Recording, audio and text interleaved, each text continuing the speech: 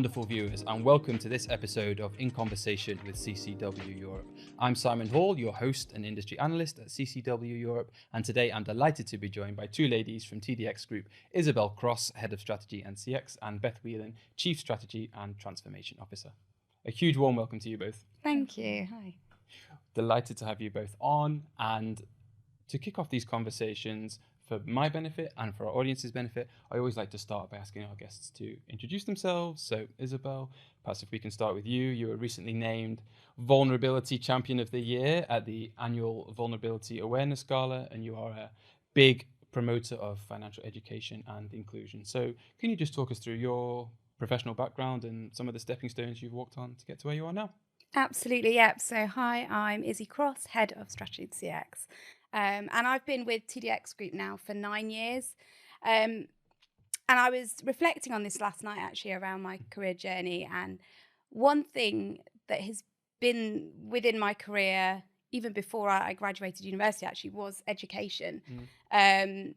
From when I was at university, I worked as a tutor. I've gone out to China to teach. So it's really at the core of what I do, but it was only when I was reflecting that it came back to me that it'd always been there. I did economics at university, so I've got a really analytical mind. I like the numbers. I like to know that the why behind what happens. So after my degree, I went and worked up in the north at a bus company. Actually, was where I started. Okay. And I got to do all sorts in that. Again, the curiosity. I wanted to have a go at everything. When that time had come to an end, that was when I was looking at my next role, and the analytics had really got hold of me when I was at the bus company, and that's where I came and joined TDX Group as an analyst. I then spent 6 years working in analytics, predominantly for government clients. And that was managing the portfolios, making strategy proposals, tweaking our segmentation, learning as much about the customer as possible at that point. And then it was during the pandemic that I decided it was time for a change for me, but also the business were looking to do something different. We really felt that there was a need, and it was the time to have a focus on the consumer, purely on the consumer. That was so. Yeah. That was where the customer experience role came about. We really felt that it was needed that we could protect our consumers at the time, and early on in the pandemic, I mean, we didn't know what was going to happen financially for people. The industry didn't know, so. We were putting a lot of our clients' accounts on hold, trying to decide what to do with them. And that was where my role grew from. So I was really lucky to get to put myself forwards to do that. And then for the past 3 years, I've been doing this role, growing the role as well. So I've moved around the business a little bit to then end up in Beth's team, looking at transformation and strategy. And my role has grown to take on quite a bit more. It's a really broad role now. So not only am I really conscious of our customers, I'm also responsible for our ESG strategy, for marketing, for how we're transforming and innovating in the industry. So I get to do so much. Wow. It's really varied, but really the customer's at the heart of everything that we do. And that education piece has come back round to us, which I'll talk about later. We absolutely will. Beth, you've been at the Equifax/TDX Group family for over 15 years now, moving across different functions and departments, and you became Chief Strategy and Transformation Officer of TDX Group in early 2023. Just tell us more about your journey and specifically what's kept you at the organisation for so long. Yeah, so in April it will actually be 17 years, so it's a really long time. I was in my 20s when I started, I'm now in my 40s, so it has been quite a long journey. It doesn't feel like it's ever been one company though. So when I first joined TDX Group, we were 35, 40 people. It was an investor-backed business with really strong leadership, massive ambitions for growth. And over those 7 years, we did grow to a 300-person business, so very, very different at the point that Equifax actually purchased us. We were a very different company to the one I started in. And during that time, there was so much opportunity, like you say, to move around in different functions, to have the opportunity to work with so many different leaders and people who came in with so much experience that I could take from. So I thoroughly enjoyed myself during that time. And at the point that Equifax purchased us, we obviously then became a global corporation. So a completely different business to the one that I'd started in. But again, with that came massive opportunities. So I got to do global roles in a product function, which I'd never done before. So I got to learn for some amazing talent again, global talent that I got to work with. So that kind of gave me another opportunity to do something completely different before coming back more locally and working for our government joint venture. So that was sort of the third company that I then worked within that same group. And we'd had a 7-year exclusive relationship with government by that point, and we needed to reprocure. So I was the bid director for them. And so another brilliant experience to try something different, to be trusted to do something different as well, which is, part of what keeps you in a company. If you continue to have opportunities to grow and learn, you want to stay. There's no reason to look anywhere else. So really enjoyed that. And then I came, I guess, almost all the way back to the start again, kind of coming back into TDX, which is the debt services division of Equifax. But this time I got to come back in with a seat at the top table. So now I get to do what people did for me in terms of hopefully inspiring people to love what we do, be passionate about what we do, and give them the opportunities that I was given to grow and develop and try different things. So it's been a really amazing journey. I feel very lucky and privileged to have been part of it, really. Yeah, wonderful stuff. 2 fantastic CVs for sure. And you both flagged up so much, which I'm sure we'll dive into as we move through the conversation. But first, I'd love to just dive a bit deeper into the unique business model that TDX Group has, whereby you're essentially serving 2 sets of customers, right? Your clients and your clients' customers. So Beth, maybe back to you. How do you go about striking the balance in that equation? So as we've mentioned, TDX Group is the debt services division of Equifax, and Equifax are the bureau. So where we sit is effectively in the middle of the debt industry. So the consumer, the end customer, is at the heart of everything we do. Our relationship is with, like you say, the client. So that's who we contract with. And we also have a panel of corporate partners, and they're an expert panel of partners that actually do the contact to the end customer. So we do the data analytics, we do the conduct and oversight, we drive the sort of industry standards and make sure that the activity that's happening is what we think is the right one to drive the right consumer outcome. And for us, doing a great job for our clients, because they are trusting us with the end consumer, is making sure that what we deliver is a customer-centric, positive experience, because ultimately what we're trying to do is make sure that that end consumer can resolve their debt situation in a way that feels fair and is driving the right outcome for everybody that's involved in that ecosystem. Yeah, that makes sense.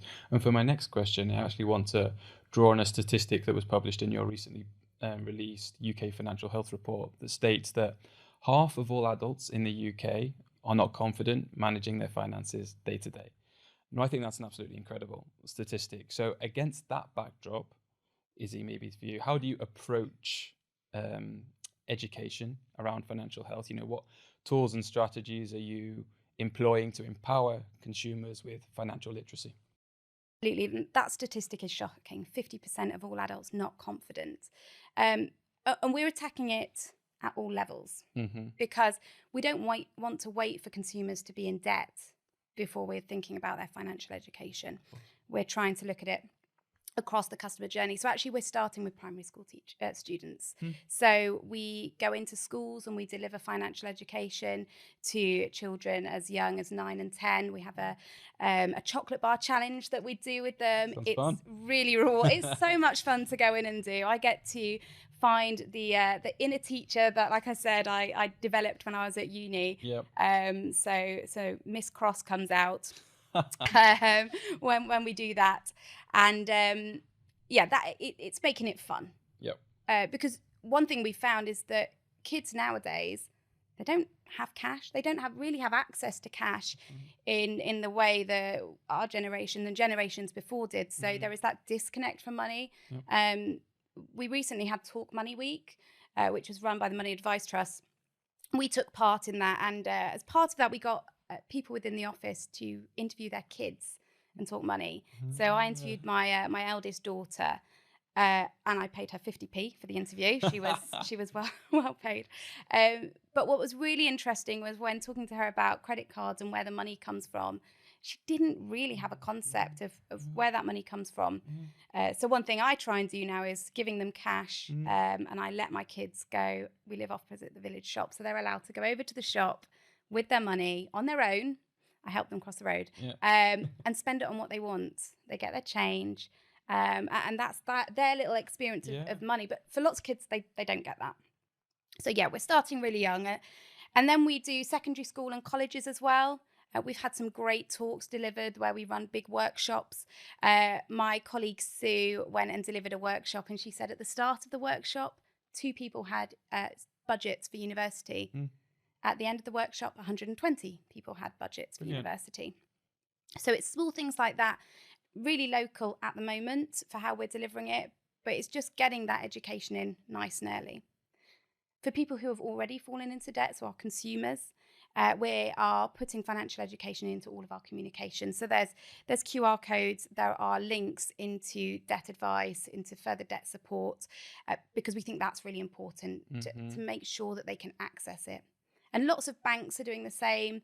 We're not doing this on our own. And something that came out of the report was that collaboration is key across the industry. We can't do things in silo, and we're going to have a much bigger impact when we all try and do it. Yep. And we're also educating through our supply chain as well. So how can we use our supply chain and our clients to broaden our reach and empower them to go and deliver the same? We want to deliver financial education to 1 million consumers over the next 3 years. So we need our supply chain, we need our clients to support us doing that. So we're really excited about what's to come next, which is more training the trainers.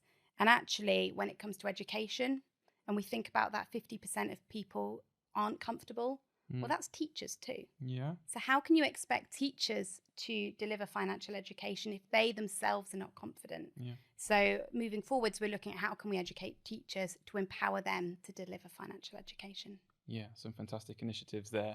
And just sticking with the report again for a moment, another statistic that jumped out at me was that between 2022 and 2024, households are on track to suffer the biggest drop in living standards since records began.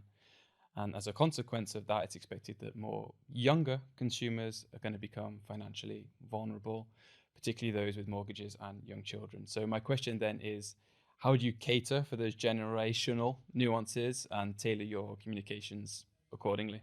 Yeah, it's a hugely worrying statistic.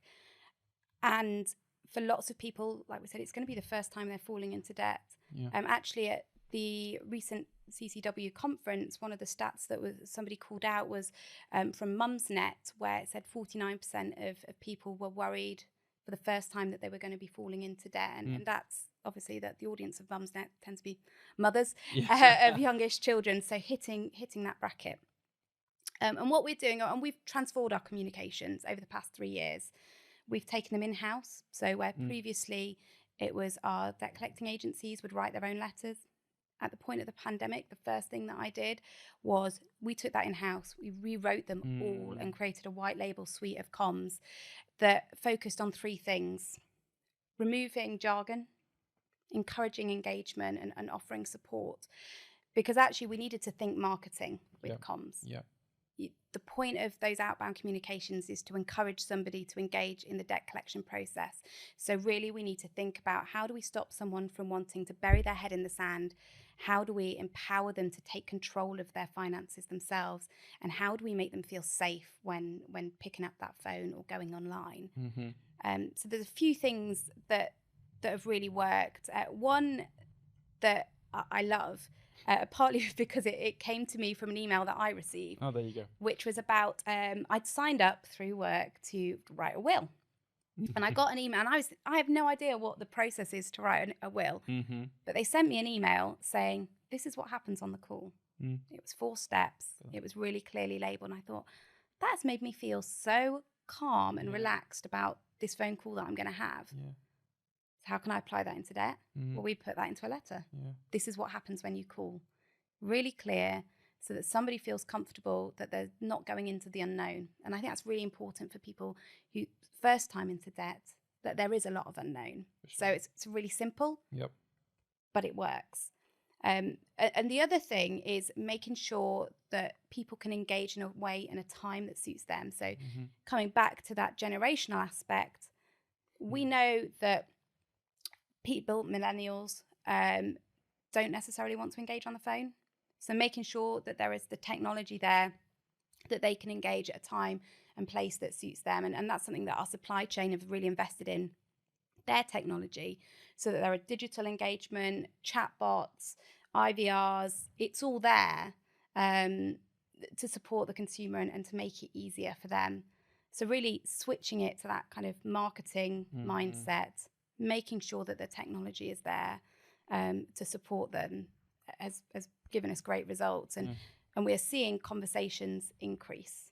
More people are having those conversations now and engaging with us over the last year than we've seen previously, even where the volume of accounts that we've seen have gone down, the volume of outbound we've done has gone down, but actually engagement has gone up. So it's incredible that people do want to engage in their debt, they do want to solve it, and they do want to make payments. Yeah.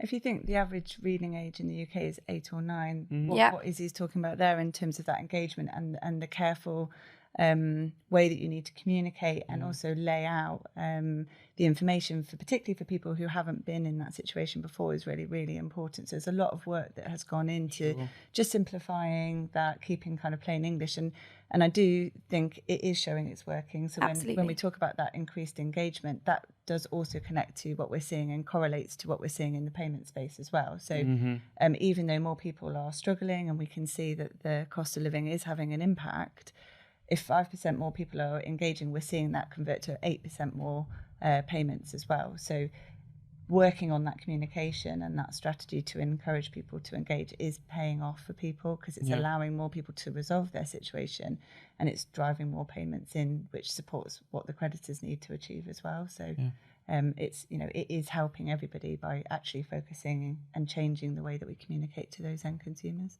And we're not stopping there either.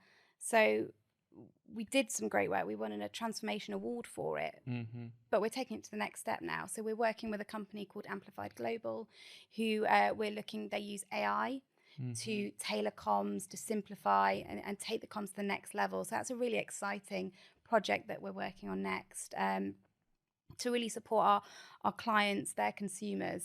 It's continually changing, and we're upping the game every time. Yeah. Well, that's a perfect segue on to my next question, because I'd love to explore the technology, the role that technology plays in this space. You've recently launched a new digital customer engagement solution at TDX Group that aims to empower consumers in vulnerable circumstances to take better control of their financial journey. So just wondered if you can take a deep dive into that for us and break down how the solution came to fruition and how it works. So we're a product-led organisation. So what that means is we have a deep understanding of our clients' needs, where the market is going, and we're always building solutions to tailor to those needs. What we know is happening in the market at the moment with the cost of living crisis is that there is an increased demand from consumers who need financial support or who might be going into debt for the first time. The cost of doing business is going up, and when you overlay that then with increased regulatory pressures, with staff shortages, because some of the clients are struggling actually to bring people back into the call centre, so we know that there's a staff shortage, so a capacity crunch, and then a consumer behavioural change as well, where we know that more people want to engage on their own terms and self-serve. There is an increased demand for digital capability to be able to engage and resolve their debt situation. So that's kind of how it came about in terms of why we wanted to focus in this area.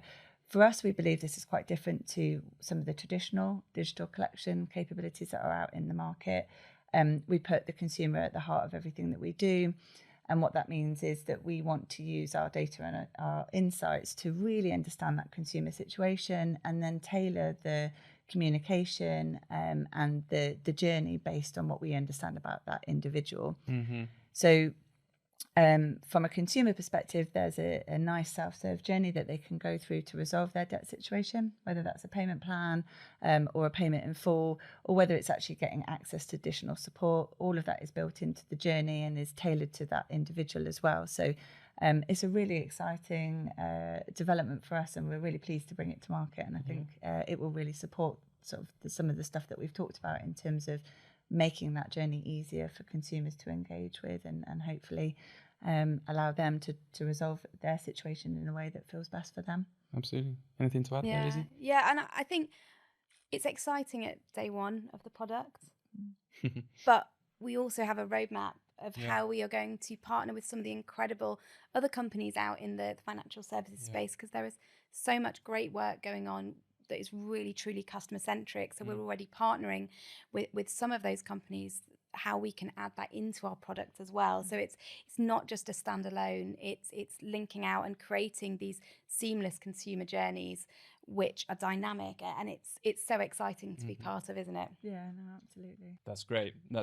And of course, with proprietary technology like that comes proprietary data, something that you just touched on, Beth, and in your case, extremely sensitive proprietary data. So 2 parts to this question then. And first, how do you ensure your data collection and management strategies are absolutely watertight in the face of evolving regulation? And then second, how do you go about really tapping into that data to extract the truly valuable insights? Yeah. So as you say, we're a data and analytics company. So working with PII sensitive data in a highly regulated market is just what we do.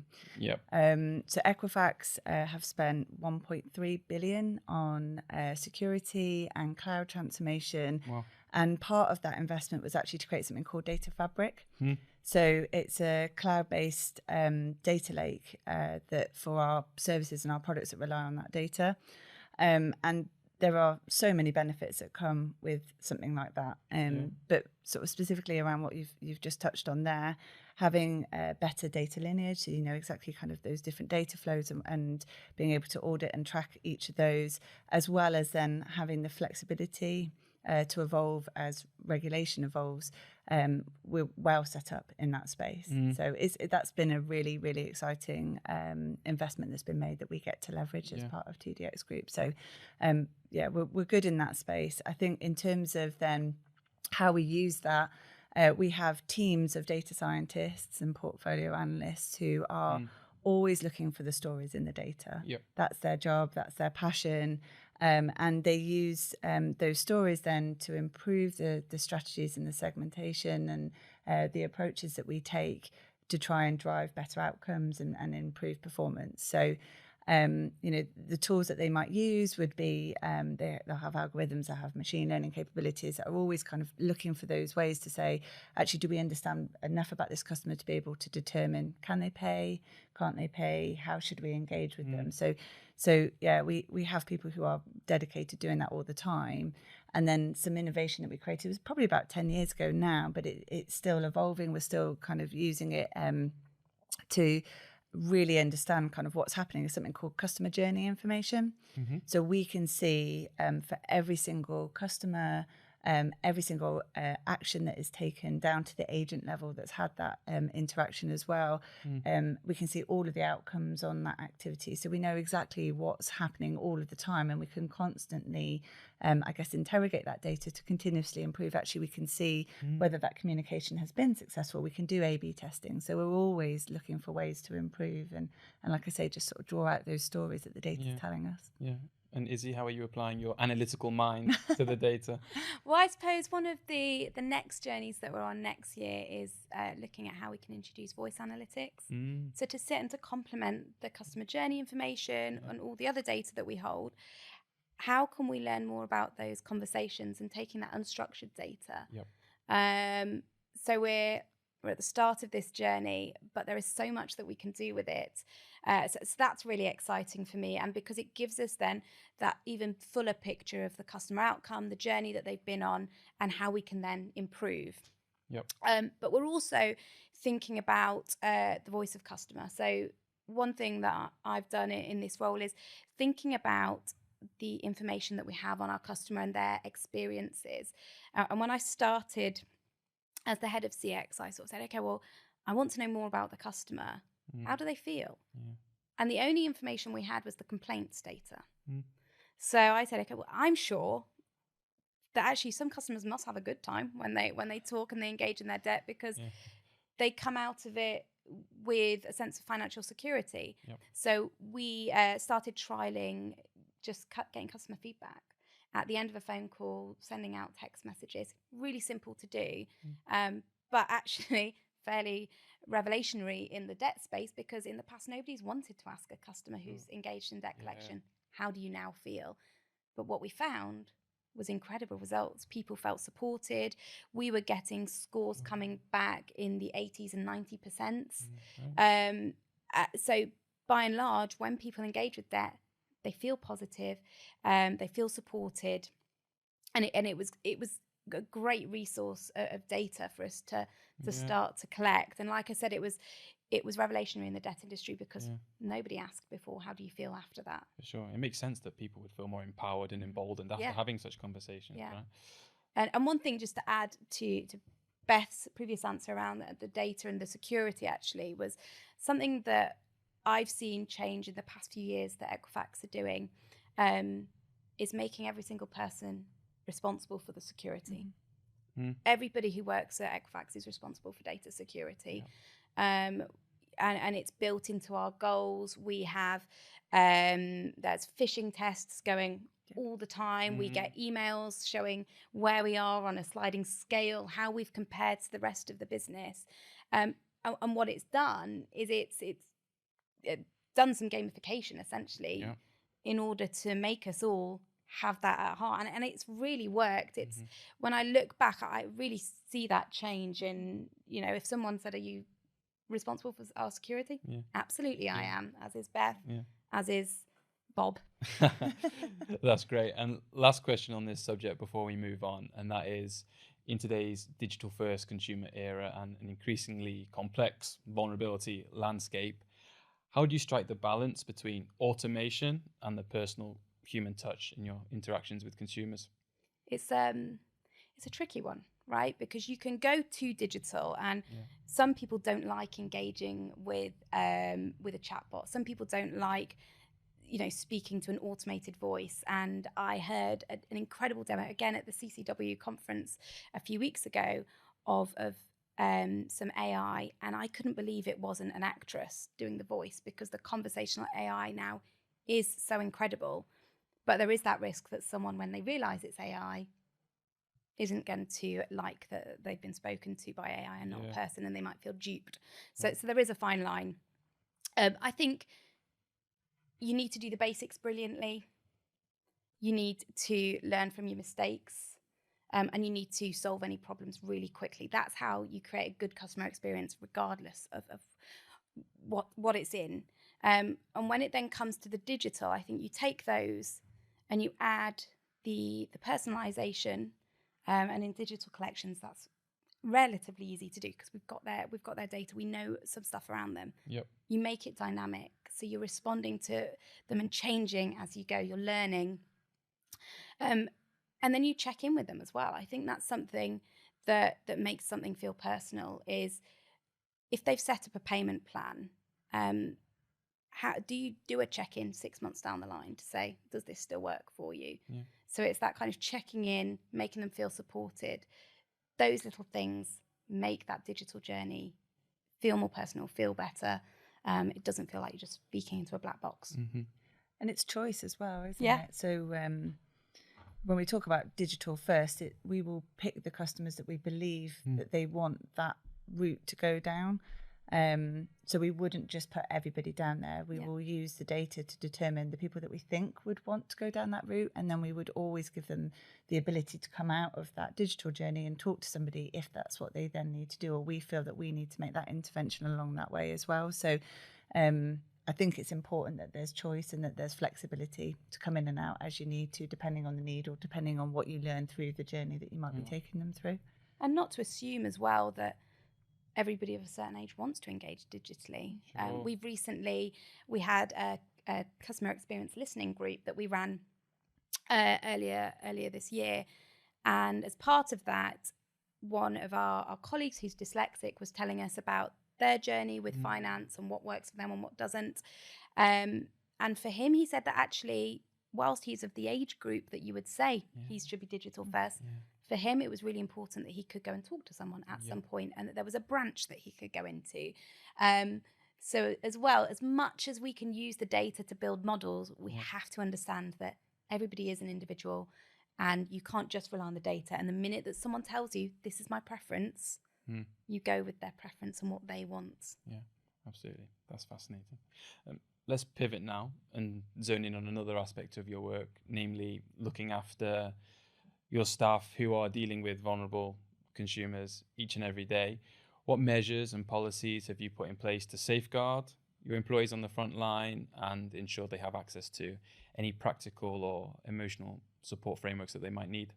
Yeah, and like Beth mentioned earlier, we're seeing a change in the contact centre. People don't want to return to working in contact centres. So there is a resource issue. But also, as digital is growing, the conversations that those frontline staff are having to have are the difficult ones. Yeah. They're not getting a break where it's just a simple payment, because that's dealt with online. So it is more important than ever that we really protect that staff. So for us, through our supply chain, part of the assurance that we do on our supply chain now makes sure that they are looking after their staff. So that's become a really important part of what our conduct and oversight team do, and the audits that we do is making sure that they adhere to what we want them to do in terms of that. And it's around giving staff access to taking breaks when they need it, taking that time out after a difficult conversation, not working long hours without a break. And then we put that same onto our conduct and oversight team, who are the team that listen to our calls, making sure that, like I said, they've got space, they've got someone to talk to. But actually across the business, I'd say we are seeing more of a focus on mental health. There's a lot of great resources out there that any of our staff can access to do with their mental health. So, and that's true for our conduct and oversight team too, that they can access that. But really, it's on those team leaders to support, engage, talk to our colleagues to make sure that they are safe, and that they know that they can take that time if they need it. Beth, anything to add there? So yeah, just to really build on what Izzy said there, I think we don't talk to the end consumer ourselves, it's through the supplier chain and this panel of experts that we engage with to do that work on our behalf or on our clients' behalf. For us, it's really important that they have access to training such as vulnerability training. So if they're dealing with some of those more complicated and complex and sometimes distressing calls, that they've got the training as well. So we've joined up with MAPS to do some additional training, both in our client call centres, but also through our supply chain as well. And we've funded that and supported that because we think it's really important as you know, as the face of vulnerability is changing, that those agents are really well equipped and trained to be able to offer the right advice and also apply that to themselves as well. Yeah. And I think it's interesting, isn't it, that the cost of living crisis is not just happening to our consumers, it's happening to colleagues as well. Sure. So making sure, like we were saying earlier, that financial education is in place, that, you know, you could have somebody talking to someone about debt who themselves is in debt or at risk of going into debt, and it makes those conversations really hard. So really supporting colleagues and making sure that the financial education's in place there.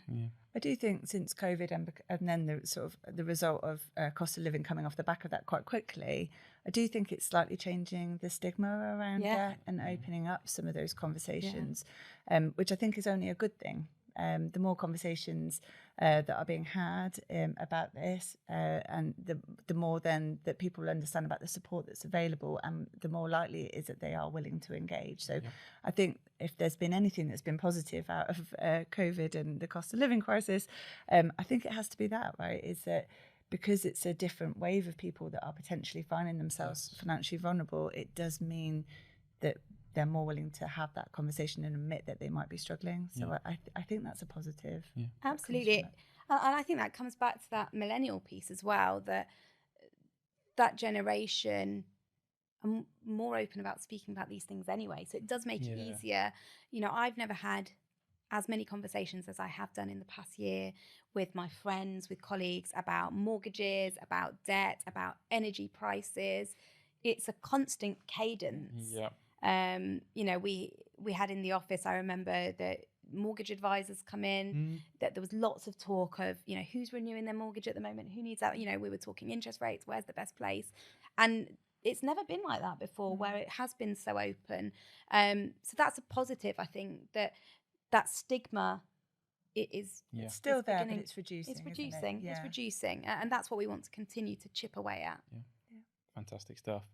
And last question for you then, ladies. What comes next? As we've mentioned, regulation is evolving all the time. Consumer duty has come in. I think, as we've just touched on, tremendous progress has been made when it comes to companies dealing with vulnerable customers. But how can we, as an industry, keep that momentum going? So I think it's about more data. As a data company, I would. Yeah. I think it's around how can we encourage more self-disclosures of vulnerability? What do we do with that information when we have it?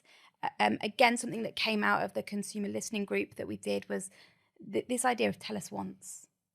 If you've got something that's happened to you or is happening or you've got extra needs, it is really exhausting to have to keep having that conversation again and saying that same thing again. So that's something that's wearing away in the back of my mind, is how do we tackle tell us once and have somewhere where this data sits? I agree, definitely making it easier is a key focus. I think another area which Izzy did touch on earlier around the unstructured data, actually really seeing what that tells us as well, I think is another key area for us and another key area of focus, because the structured data definitely gives you a really good view and you can be pretty accurate with it. But when you overlay, and we've seen some of this with some work that we're doing actually with the university at the moment, when you overlay the unstructured data and what that's telling you, you can find another proportion within that group that you need to do something different about. And you can actually predict at least a year ahead, based on some of the unstructured data that's coming through, what could happen for them, some of the financial vulnerability that is actually starting to creep in, and you wouldn't see that in the structured data. So I do think that there is so much more we can do if we can work out a way of kind of harnessing the power of some of that data, which is hard. It's a tough project to do, but I think if we can get there, it will give us a lot more insight actually to be able to really support consumers in that space. Yeah. Beth, Izzy, thank you so much for joining me. Great insights and great takeaways for our audience. Thank you so much. Thank you. So that brings to a close this episode of In Conversation with CCW Europe. But please do stick around on the CCW Europe website and social media channels, where you can find so much great content related to the customer management and customer experience industries. Thank you once again to Beth and Izzy for joining me. Thank you so much for tuning in. And until next time, goodbye.